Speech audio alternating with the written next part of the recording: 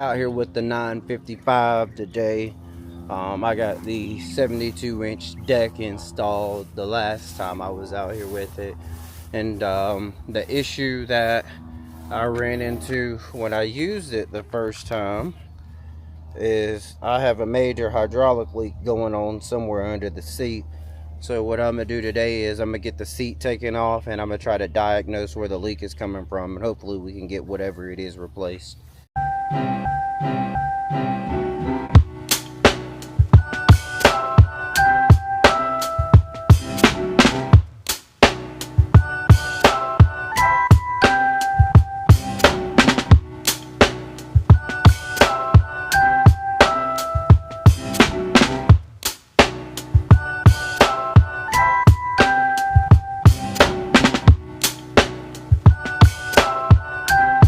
Alright guys, I found the source of my leak, and I'm glad. It looks like it's something very straightforward.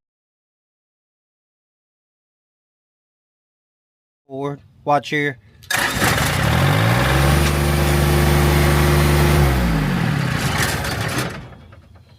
So 2 days ago I found the leaking fitting right there. Takes a 25 wrench to get that loose, and then I'll twist it off. And I'm replacing O-ring number 3 on this piece of paper. The part number for O-ring number 3 is TT77857. And I mean, it's pretty straightforward. But another thing I wanted to point out is, in the video you see, if your hydraulic fluid is coming out milky like that, you're getting condensation in it somewhere, or it's not getting hot enough.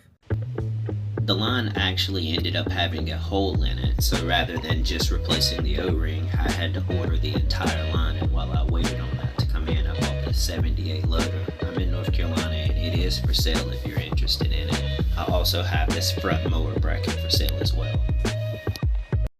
Alright, so after replacing the O-rings, the next thing to do was to go to the oil line. And there's 2 separate oil lines that you can buy. One is when you have a loader, and one is when you don't. AM10200 is when you do have the loader. AM101998 is when you don't. So if you have a loader, you need to get 200.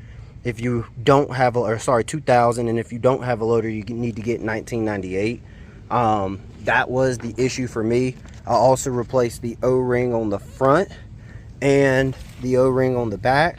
It's fairly simple. So now I'm going to reinstall my seat, refill my hydraulic fluid, and run the tractor for a little bit today.